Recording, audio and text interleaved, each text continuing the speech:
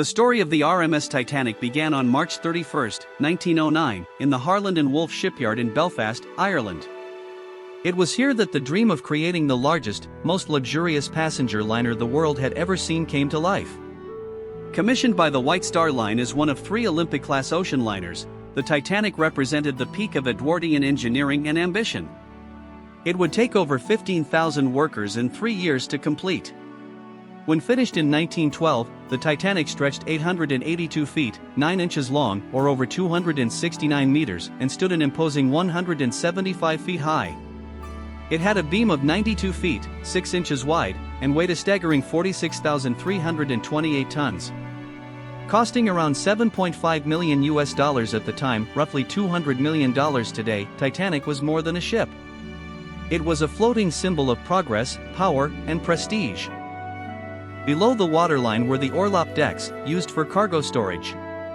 Just above was the tank top level, where the ship's massive machinery, engines, boilers, turbines, and electrical generators operated relentlessly.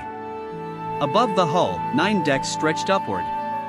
The topmost, the boat deck, was home to the bridge and wheelhouse and to the lifeboats. Passenger accommodations were divided by class. First-class passengers enjoyed grand luxury, finely furnished suites, private promenades, and the famous grand staircase with its glass dome skylight. Second class offered comforts that would be considered first class on most ships. Even third-class passengers, often poor immigrants chasing the American dream, enjoyed clean bunks, decent meals, and communal spaces, a rarity at sea for the time. Among its amenities, Titanic offered a gymnasium, a squash court, a Turkish bath, a swimming pool, a barber shop, and multiple dining saloons and reading rooms. It truly was a floating palace.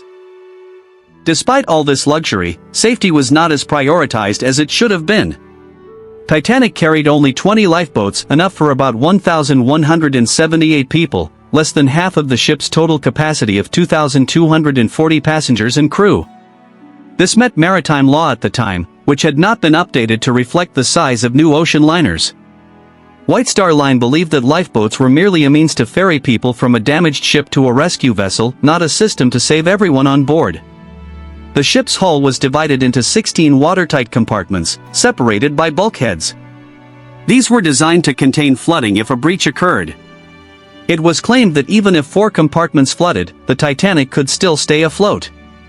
This innovative design, along with media hype, led many, including crew and passengers, to believe the Titanic was practically unsinkable.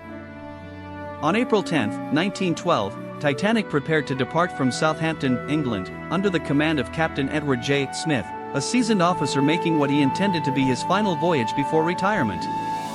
Large crowds gathered to watch the massive ship cast off. After boarding over 900 passengers, the Titanic sailed first to Cherbourg, France, and then to Queenstown, now Cove, Ireland, where additional passengers came aboard. Among the final count were aristocrats, businessmen, immigrants, celebrities, and crew, each with their own hopes and expectations.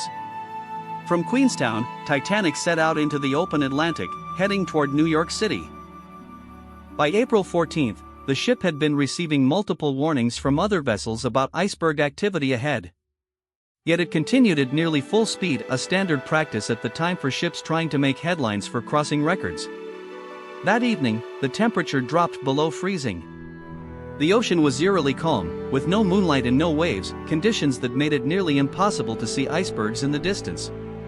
At 11:40 p.m., Frederick Fleet, stationed in the Crow's Nest, spotted a dark shape ahead.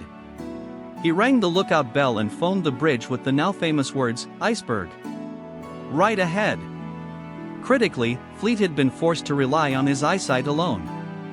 The Crow's Nest binoculars had been locked away, and the key was accidentally taken ashore by Officer David Blair, who had been reassigned at the last moment. The officers on the bridge tried to steer the ship away, but it was too late. Titanic's starboard side scraped along the iceberg. The ice punched holes beneath the waterline, rupturing 5 compartments. Ice fell onto the forward deck as the ship shuddered, but most passengers barely noticed. To many, it felt like little more than a bump or a vibration. At 11:50 p.m., Captain Smith and the ship's designer, Thomas Andrews, surveyed the damage. With grim certainty, they realized the truth: Titanic would sink. The watertight compartments could only protect up to 4 breaches. 6 had flooded. By midnight, distress calls were being sent via radio to nearby ships. The RMS Carpathia, about 58 miles away, responded and immediately turned toward Titanic, but it would take hours to arrive. Captain Smith ordered lifeboats to be lowered with a strict women and children first policy. But confusion reigned. First Officer Murdoch interpreted this as women and children first, then men, while Second Officer Lightoller understood it to mean women and children only. This inconsistency led to half-filled lifeboats. The very first to launch carried only 28 people, despite having room for 65. Meanwhile, many passengers still did not realize the danger. Some believed the evacuation was just a precaution. Distress flares were fired into the sky, glowing red against the starry night, in the desperate hope that someone might spot them. By 1 a.m., the bow was dipping beneath the water. The sea poured in faster than any pump could handle. Many third-class passengers, trapped below by locked gates or sheer confusion, struggled to find escape routes. Some had left their portholes open, allowing even more water to rush inside. The ship's stern began to lift out of the water. Panic set in. People pushed toward lifeboats. Others remained calm, giving up their spots for others or preparing for the end with dignity.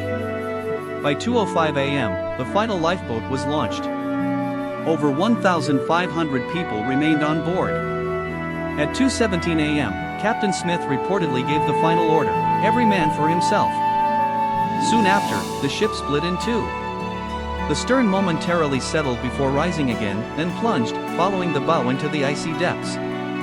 Some say Captain Smith died at the wheel. Others claim he jumped into the sea or took his own life. His true fate remains a mystery. Titanic's remains now lay nearly 4 kilometers beneath the Atlantic. Most who stayed aboard died of hypothermia in the freezing water. Only a few lifeboats returned, and only 4 people were rescued from the water. At 3:30 a.m., Carpathia spotted the last distress flare. By 4:10 a.m., it reached the scene. Survivors, shivering, traumatized, and silent, were pulled from lifeboats. Of the 2,240 souls aboard, only 705 survived.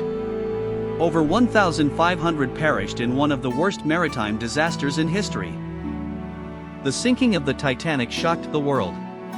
It led to major reforms in maritime law, including lifeboat requirements for all passengers and improved iceberg monitoring. New international safety protocols were established to ensure such a tragedy would never happen again. The Titanic remains a powerful symbol not just of human ambition and technological marvels, but of hubris, class divides, and the fragility of life.